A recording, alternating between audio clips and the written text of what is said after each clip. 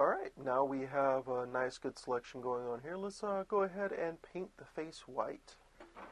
So, we've got all this going on here. What I'm going to do is we're just going to go ahead and do what we did before. We're going to go ahead and quick mask edit everything here. We're going to go down to turn this off and turn this off for right now.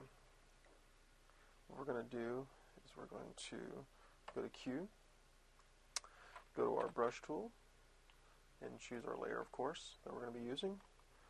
Let's go ahead and let's paint the whole face up here. Oops, Control Z, hit Q. There we go. Now we're going to quick mask edit and paint the rest of the face in.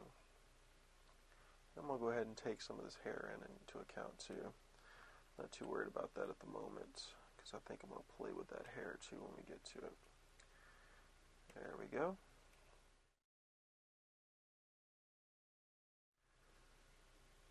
Alright, we'll just quick mask edit this, and you know what, we'll look at this when I'm done with it in the next part.